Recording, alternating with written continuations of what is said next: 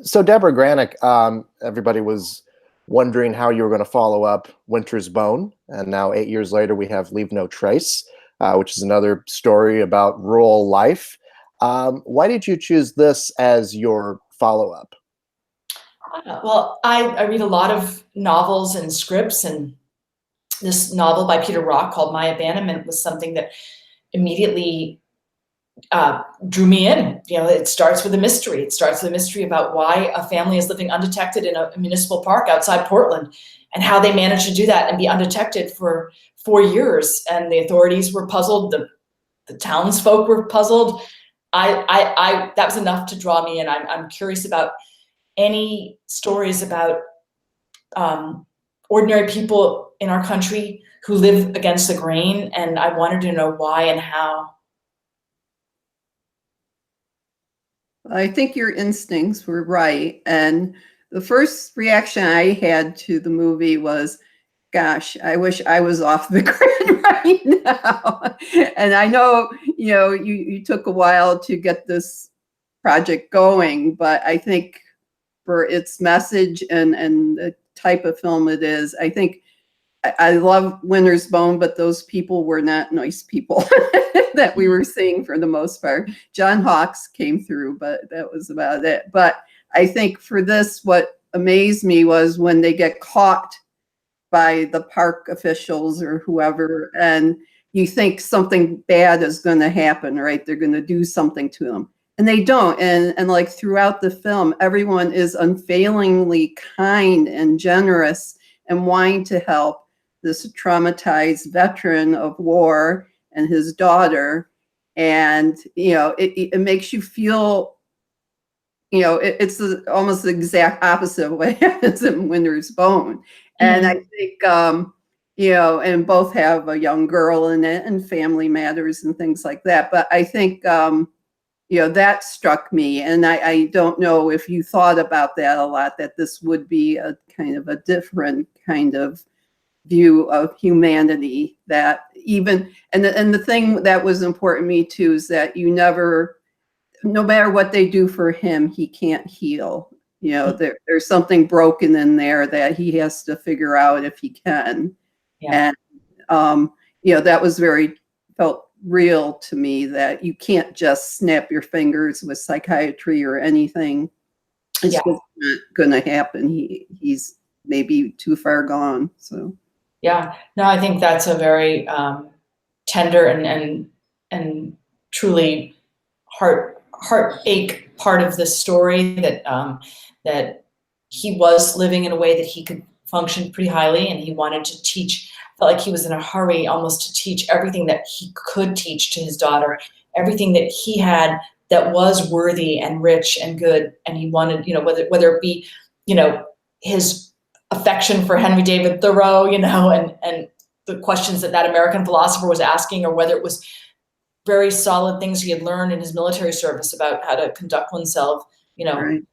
With very little, and using tools to their deepest exploitation, certain tools that you might have. And but in terms of the idea that people were going to be decent to this family, I think I did appreciate that. And what raised the bar on that was actually talking to people in the Portland area. As we secured our locations, it became this rich time of reconnaissance and research where I could speak to caseworkers in Portland. The case of this family was closed because she was a minor when this all happened. And in the interest, clearly they didn't want to be public, and to continue to publicize or make public anything about their life would be to sort of torture them for no good reason.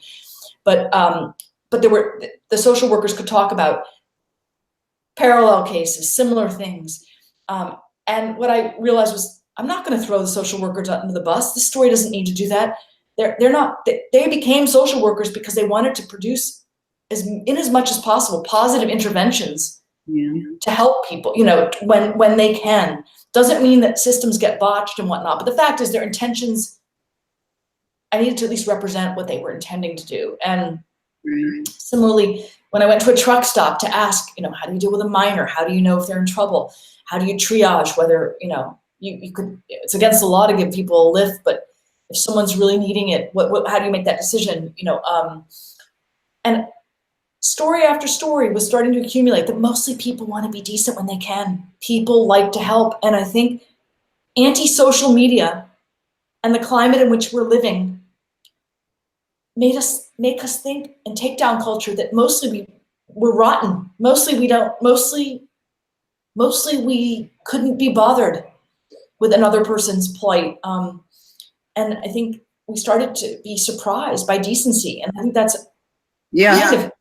kind of a gnarly thing to even address, that it takes us to swing so far into a kind of colder, nastier social MO for us to think, wow, decency is novel. But actually, when you really think about the social realism in American cinema from the 40s and then again in the 60s, human decency was often represented.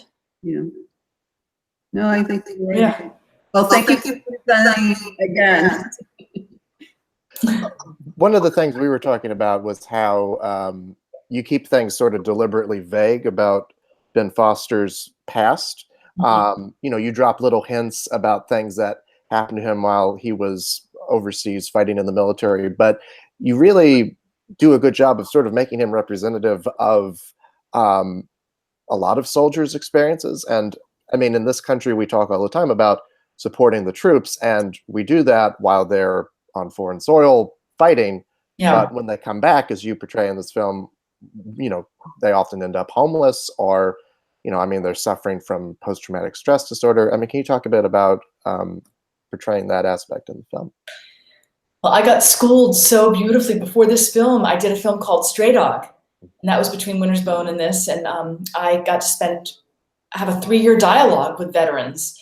They facilitated that with me. They're from the center of the country. I'm from the coast. I had a lot to learn. And I understood a huge amount from traveling with them, from spending time with them, because they did have stories to tell. I was able to talk to a very effective counselor who was working with one of the men. You know, he had finally, very late in his life, sought out some very meaningful therapy, and the VA was doing something very right. They were offering therapy from other combat vets, peer therapy. You know, sort of pulling back on the whole white coat approach, and even interrogating the meds, realizing some people needed to talk. They didn't need to be drugged. You know, so this material was being disgorged to me, if you will, and some of it carried over into this film for sure. And also Ben is someone who has spent a lot of his professional work investigating and trying to understand the lives of veterans and understanding the aftermath of combat in his previous work. So he came with an endowment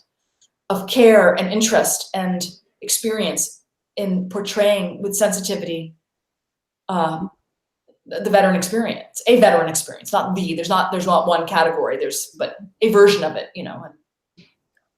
Well, I wanted to ask you about your knack for finding talent.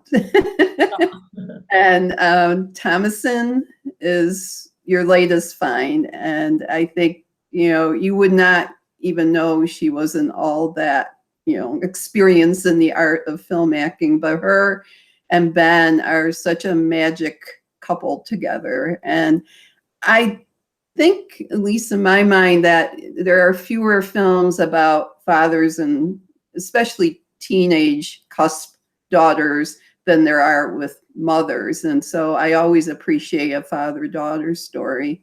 But also, you know, from Vera Farmiga, you say it. My mouth isn't working on son. And Jennifer Lawrence, and even John Hawkes. I don't think I knew him as much until I saw him in Winter's Bone, and now Thomasin. And also, I love that you use Ben Foster in a way I rarely have seen him. I mean, he usually is a hothead, you know, somebody like in Hell and High Water or 3:10 to Yuma. Those are the films that we associate with him. Although in The Messenger, he was a little more thoughtful, I think. Yeah. But no, I think, you know, you do think about who you put in these roles very much, and I think you have a knack for that, and we benefit from it. So, but what do you do to be able to know when you got the right person? Because obviously, if you cast the wrong person, it could throw everything off. I mean, you never know. There's no magic knowing ahead of time, you know. And I think you look for signs that someone's really wanting to go deep with the role and get involved, and that frequently requires a level of immersion. So it's definitely, willingness is almost I want to say the first basic thing that or quality that I need to see to know that we can proceed, to know that I work in a kind of scrappy style, that films are of a lower budget range, and they're not amenities on the set. It's usually rigorous. The actor and the crew, me, you know, all of us are in an immersive experience. I mean, it's not like a crazy method thing, you know. We're not, no, you know, it's not a stunt. It's a deep way of working, and so the willingness to want to work that way matters a whole lot. So when I'm shown that, that's a great launch, and then my job is to provide a very nuanced, complex role, especially when it comes to the presence of women characters on screen. They can't be reduced, and they really should never. In my personal criteria, you know, I'm not seeking to sexualize them on screen. I'm not seeking to make their coming of age or their central conflict revolve around something romantic. And so by doing that, I think what we're able to see from these actors is just all their facets. You know, they are very attractive human beings, you know, they photograph very beautifully, but I don't want them to only be up there because they're appealing for us to look at. Right. What's happening that's important is between their ears, you know. Right. And I want to get to know their resolve, their moxie, their inquisitiveness, their intelligence, their resourcefulness, their respect that they have for the people around them, their conflicts, you know, that makes a robust character. And that's my job, to make sure that I'm providing something of that nature so they can then inhabit that and run with it. Well, you go ahead. No, go ahead, Susan. No, I was going to say, I did get to talk to Ben when he came to DC when I was still writing more interviews. And he told me about the thing that he and his character and his daughter do when they put their heads together that way. And that was something that Thomason brought with her. Yes. Yes. Yeah. That was. And you allowed that to happen. That wasn't something you cooked up. So. Right. No, I'm very receptive. Oh, I mean, any quality director's boot camp or training that one may have gone through, whether it be film school or a laboratory that many of the film organizations offer, or a workshop that you seek, anything. One of the basic tenets of directing, right, is that you are very, very receptive to what the actors are bringing as well. That's the baseline. They've spent this time conjuring and imagining, and they're bringing gifts. And, you know, you have to be gracious enough and humble enough to accept those gifts and have those play out as part of what's happening on screen. And that was a very strong example of something that Tom brought, I think, and Ben felt very receptive, and as did I. Yeah. Well, it worked. You also, in this film and in Winter's Bone, you know, you have a very acute relationship to nature. You know, I mean, you really do show the ways in which these characters interact with the world around them. Can you talk about, is that something that draws you to these kind of rural stories, just exploring man and woman's relationship with the great outdoors? You know, I mean, right now I'm embroiled in something so urban. I mean, I've been working on a very urban story, but and I am an urban dweller, so I think frequently we're very attracted to understand life outside what we know, right? And the other it's not a banal reality, but something that plays very importantly in deciding how you might film something is what are the textures going to be? And both the Ozarks and the Pacific Northwest were just so rife with this idea that there would be this texture on this texture. 50 shades of green in the case of the Pacific Northwest, 50 shades of shale and stone in the Ozarks. It's a very stony and gravelly hill country. So that plays heavily. Like when I'm reading a novel and trying to conjure it and imagine and play the film once already in my head, I'm very drawn. I'm like, that is photogenic. That's going to be rich. Seeing her traverse that landscape will be, not just photogenic, but it will exude atmosphere. So yes, I'm interested in the theme of how people shape their lives and try to survive and be, in accordance or in conflict with nature. But I'm also on the strategic level, I'm looking at how much this has to offer. Right. Filmed entertainment, Well, it's interesting. You have 100% on Rotten Tomatoes. Did you know that? I've been told that. I have a kind of, I think for filmmakers, you are so bolstered by the work of film journalists, of course, and the fact that when they take a shine to a film and they're willing to speak about that and be specific and try to gain other people's interest in the film, note that it's there as one of the year's offerings. It's indispensable to the life of a small film. There's no other single source of support, and yet you are shy. So I know the distributor is extremely pleased. They have felt, again, as someone who goes out on a limb, as an entity that goes out on a limb, to still see if you can put smaller film into the world. That's a hard task, a risky task. So of course they